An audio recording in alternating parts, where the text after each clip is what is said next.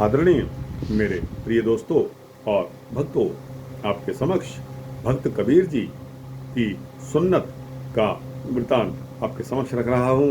दोस्तों, आपको मालूम है कि कबीर साहब लहर तारा तालाब के पास अवतरित हुए थे। उनको नीरू और नीमा नामक जुलाहा, जो कि मुसलमान परिवर्तित हो गए थे। अब चूंकि मुसलमान फैमिली में कबीर साहब का आगमन हो गया, तो दोस्तों उन्हीं के द्वारा जो उस घर परिवार में जो संस्कार होते होंगे, वही कबीर साहब को अपनाने पड़ेंगे। यह तो एक नियम है। तो दोस्तों, उस परिवार में सुन्नत की प्रथा थी, क्योंकि मुस्लिम फैमिली जब अपने बच्चों का कोई संस्कार करती हैं, तो उसमें सुन्नत जो संस्कार आता है, उसी संस्कार का आपके समक्ष वृतांत रखने वाला हूँ। दोस्तों, उम्मीद करता हूँ कि इस वृतांत के चलते आप पूरा का पूरा वृतांत अंत तक देखेंगे। तो दोस्तों, आइए बिना समय गवाए इस वृतांत को शुरू करते हैं। दोस्तों, कबीर साहब के जीवन की इतनी साखियां हैं कि समय बहुत लग जाता है, लेकिन सभी का बयान करना तो कठिन है। कबीर जी बहुत ही बड़े और प्रतापी भक्त थे। कबीर साहब जब 8 साल के हो गए, तो नीरू को बिरादरी वाले मुसलमान बहन भाइयों ने कहा कि इस्लाम धर्म के अनुसार कबीर की सुन्नत करनी चाहिए। इससे 5 से 4 भाई तुम्हारे घर आएंगे, उनको खाना खिलाना होगा, साथ ही तुम्हारा यश गान हो जाएगा। अब अल्लाह की कृपा से तुम्हारा पुत्र जवान होने लगा है। बिरादरी के भाइयों की बातों को सुनकर नीरू के मन में भी यही विचार आया, तथा नीरू ने अपनी पत्नी से सलाह करके यह संकल्प दृढ़ कर लिया कि कबीर जी की सुन्नत करके इस्लाम की मर्यादा को बरकरार रखेंगे तथा भाइयों को बहनों को खाना भी खिलाएंगे। उन्होंने अपने पास जमा की हुई सारी पूंजी पुत्र की खुशी पर वार देनी उचित समझी तथा भाग दौड़ करके प्रबंध करने लगे। जब सारे प्रबंध हो गए, तो उन्होंने मौलवी को बुलाया। मौलवी साहब आकर बैठ गए और मौलवी बैठकर समझाने लगे और गुण बताने लगे कि इस्लाम धर्म के अनुसार क्या कुछ करना पड़ता है। सारा का सारा वहाँ जमावड़ा लोगों का एकत्र हो गया और देगें चढ़ा दी गई, चावल उबलने को रख दिए गए। सब के सब नए वस्त्र पहन कर आ गए। कबीर साहब को भी वस्त्र नए पहनाए गए, लेकिन कबीर साहब चुपचाप सारा तमाशा देखते रहे। उसने कबीर साहब ने अपने प्रभु परमात्मा की तरफ ध्यान कर लिया। परमात्मा ने अपनी शक्ति से कबीर साहब की जुबान से मौलवी को समझने के लिए ज्ञान उपदेश दिया। एक महर्षि की तरह 8 साल के बालक कबीर ने वाणी उच्चारण करनी शुरू कर दी, जिसमें प्रभु पिता परमात्मा की शक्ति तथा मानव एकता प्रकट थी। आपने वचन किया, हिंदू तुर्क कहाँ ते आए,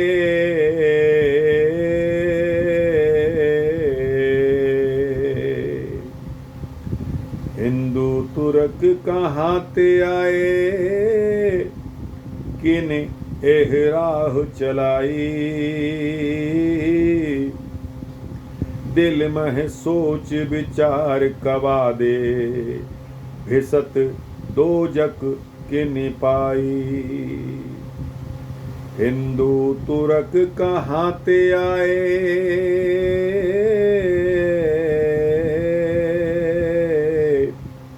किन एह राह चलाई,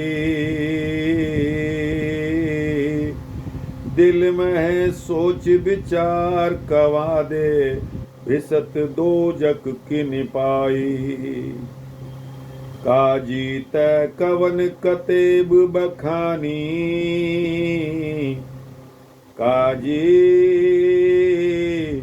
तै कवन कतेब बखानी।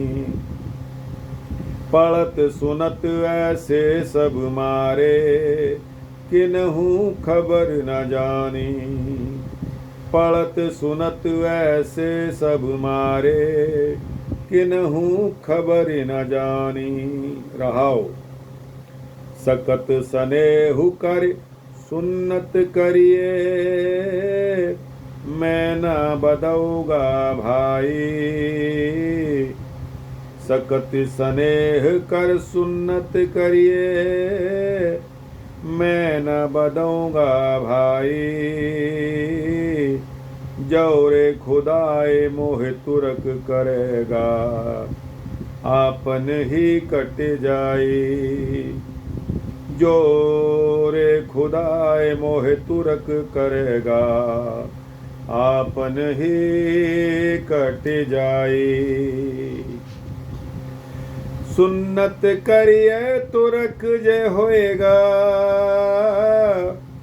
औरत का क्या करिए। आरध शरीरी नार ना छोड़े, ताते हिंदू ही रहिए। सुन्नत किए तुरक जे होएगा,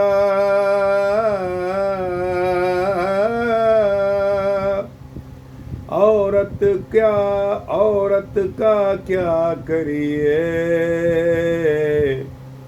अर्ध शरीरी नार ना छोड़े, ताते हिंदू ही रहिए। झाड़ कतेब राम भज बौरे, जुल्म करत है भारी। कबीर पकड़ी टेक राम की, तुरक रहे पचिहारी। छाड़ कतेब राम भज बौरे,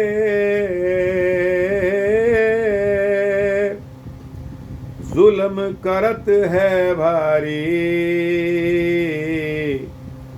कबीरे पकड़ी टेक राम की, तुरक रहे पचहारी।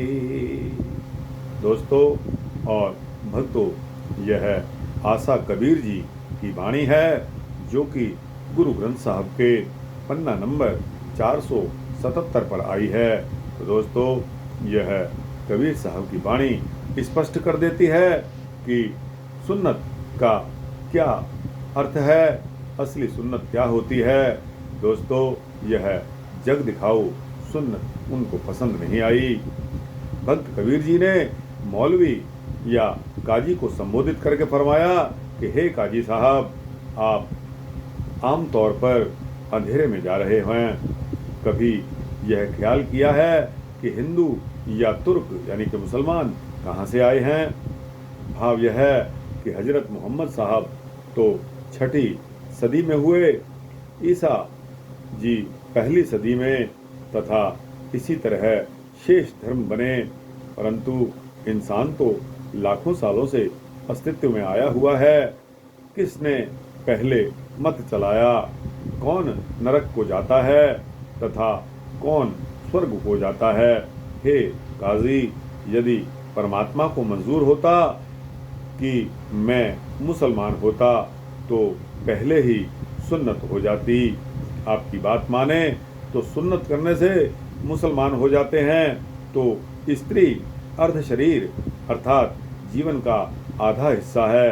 यदि आधे हिस्से ने ऐसे ही रहना है तो क्यों ना हिंदू ही रहें। हे काजी साहब, अच्छा तभी है, शराह के झमेले में मत पड़ो तथा भजन करो। कबीर ने तो श्री राम का सहारा लिया है, अन्य कोई सहारा उनको नहीं चाहिए। भजन ही कल्याण का साधन है। 8 साल के बच्चे यानी कि कबीर साहब की इस तरह की बात सुनकर काजी साहब के पैर उखड़ चुके थे। वह बिटर बिटर इधर उधर देखने लगे, पर अहंकार एवं हठ धर्मी का पर्दा आंखों पर पड़ा होने के कारण वह इलाही भेद को न जान सके। वह क्रोध से बोले, किसी ब्राह्मण ने शरीर को बिगाड़ दिया है, इसे जरूर हिंदू बनाने के लिए शिक्षा दी है। सुना है यह बैठता भी हिंदू साधुओं के पास है, काफिर कहीं का। ऐसा बोलकर कबीर साहब को बाजू से पकड़ लिया, अपने निकट बैठाया और फिर कहा कि तुमको सुन्नत तो करवानी ही पड़ेगी। इस्लाम की शराह का उसूल यही है। बालक कबीर फिर से मुस्कुराए, परंतु मुंह से कुछ नहीं बोले। लोगों में चर्चा होनी तो तय थी। सभी एक दूसरे की तरफ एक दूसरे का मुंह देखने लगे। उधर पुलाव जर्दा तैयार हो रहा था। उनकी महक सभी के नाक में आ रही थी तथा खाने वालों की भूख भी बढ़ रही थी। नीरू को भी कहते कि बच्चे को क्या सिखाया है, यह हिंदू बालकों के साथ खेलता है, तुमने इसको रोका क्यों नहीं? हे भाइयों, मैं तो रोकता रहा, परंतु यह बालक तो कोई भगवान का प्रेमी है जो मुझ गरीब के घर आ गया। वास्तव में ऐसा होता है कि कई बार मैं बात नहीं समझता, वह तो बोलता ही अद्भुत बातें हैं और अद्भुत ही करता है। कई बार ऐसी बातें करता है जो कि सत्य हों और वो फिर सत्य हो जाती हैं। मैं क्या कर सकता हूँ? इस पर क्रोधित भी तो नहीं हो सकता।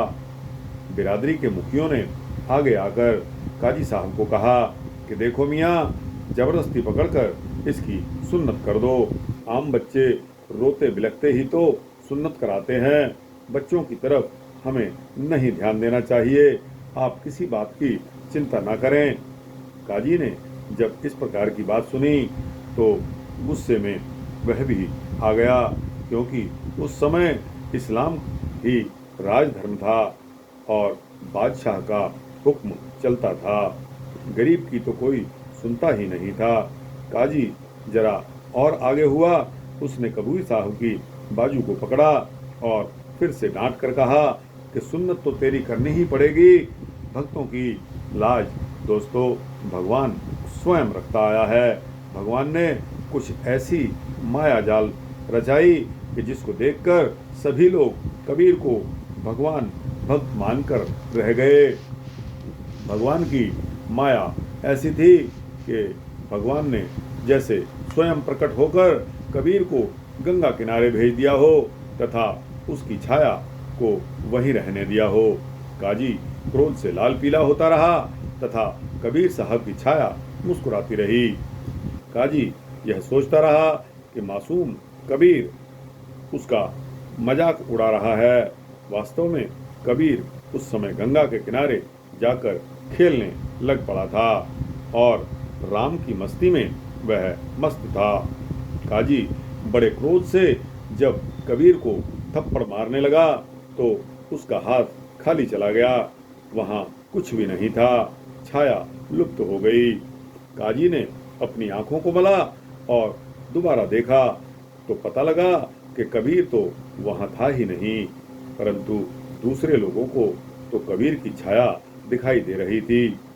कुछ ऐसी माया हुई कि काजी को कुछ भी दिखाई नहीं दे रहा था, परंतु और सारे बिरादरी वालों को कबीर दिखाई दे रहा था।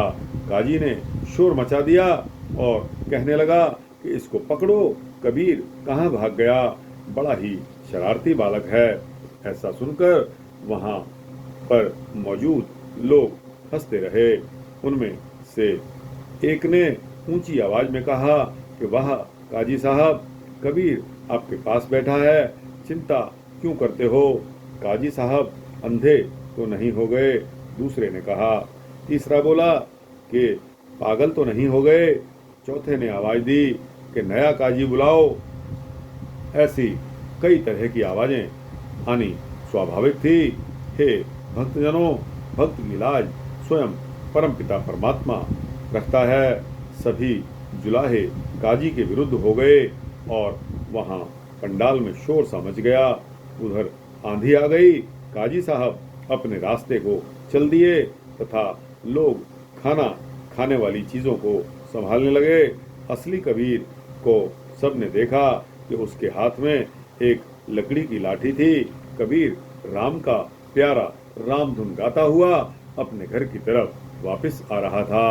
तो दोस्तों, यह कबीर साहब की सुन्नत का वृतांत मैंने आपके समक्ष रखा। और दोस्तों, आपको कैसा लगा? अच्छा लगा हो तो इसको लाइक और शेयर करते हुए अपने दोस्तों, भक्तों, मित्रों, जिज्ञासुओं तक जरूर पहुंचाना। कमेंट सेक्शन में जाकर अपनी राय भी अवश्य देना। दोस्तों, आपके राय, आपके द्वारा लिखे गए शब्द मेरे लिए ईंधन का काम करेंगे। दोस्तों, इस चैनल को सब्सक्राइब कर देंगे तो आपको इसी तरह के सूक्ष्म भक्ति वृत्तांत मिलते रहेंगे। जय सतगुरु कबीर साहब।